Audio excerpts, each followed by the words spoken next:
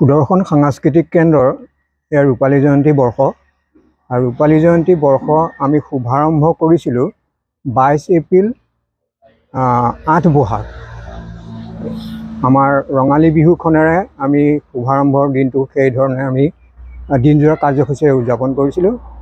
তাৰপিছত আমি দ্বিতীয়টো কাৰ্যসূচী লৈছিলোঁ ৰূপকোঁৱৰ জ্যোতিপ্ৰসাদ আগৰৱালাৰ 122 সংখ্যক জন্ম জয়ন্তী।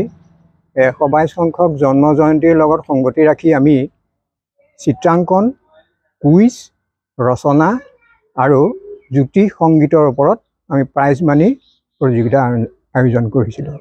এইবাৰ আমাৰ এইটো তৃতীয় কাৰ্যসূচী আৰু তৃতীয় কাৰ্যসূচীটো আমি সদৌ অসম ভিত্তিলৈ লৈ গৈছোঁ আৰু সদৌ অসম ভিত্তিত আমি এইবাৰ আমাৰ সুধাকণ্ঠ ডক্টৰ ভূপেন হাজৰিকাদেৱৰ জন্ম জয়ন্তীৰ লগত সংগতি ৰাখি 8 ছেপ্টেম্বৰ তেখেতৰ জন্মদিন, এই জন্ম জয়ন্তীৰ লগত সংগতি ৰাখি আমি 3দিনীয়া কাৰ্যসূচীৰে এই অনুষ্ঠানভাগ পাতিম আৰু এই অনুষ্ঠানত আমাৰ প্ৰথম 6 তাৰিখে আমাৰ থাকিব ভূপেন্দ্ৰ সংগীতৰ ওপৰত প্ৰতিযোগিতা, ক শাখা খ শাখা এনেকৈ, আৰু 7 তাৰিখে থাকিব ভূপেন্দ্ৰ সংগীতৰ ওপৰত সৃষ্টিমূলক নৃত্য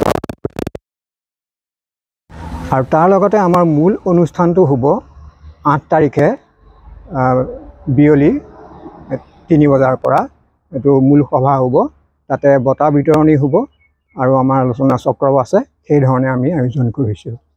এইখিনিয়ে হৈছে আজিলৈকে আমাৰ এই আগন্তুক অনুষ্ঠানলৈকে আমাৰ তথ্য আৰু তাৰ লগতে আমি অহা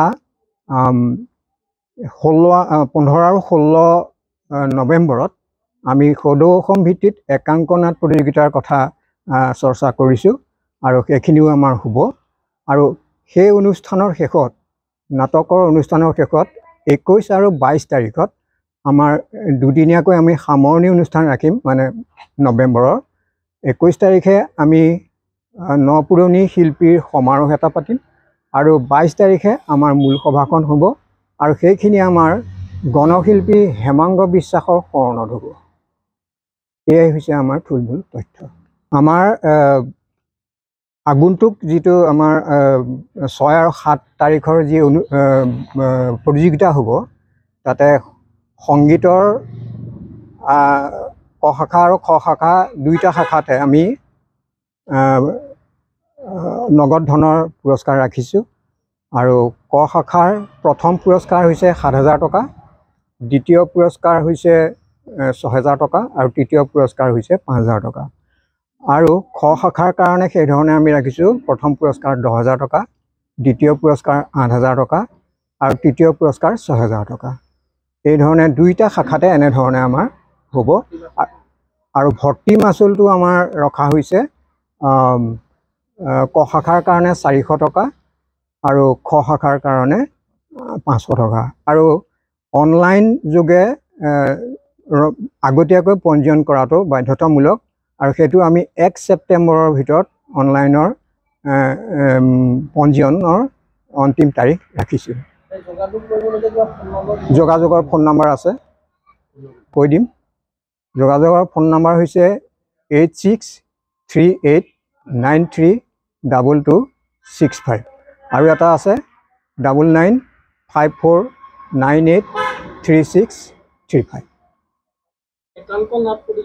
একাংকনাট প্ৰতিযোগিতাৰ আমাৰ যিটো কাৰ্যসূচী আমি লৈছোঁ, তাত আমাৰ গোটেইখিনি কথা আলোচনালৈ অহা নাই, সেয়েহে আমি প্ৰাইজ মানি ঘোষণাটো আমি পৰৱৰ্তী সময়ত কৰিম।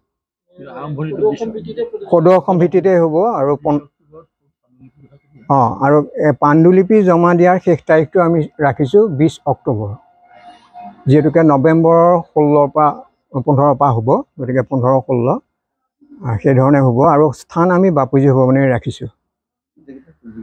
হয়, গোটেই প্ৰতিযোগিতাৰে। ধন্যবাদ।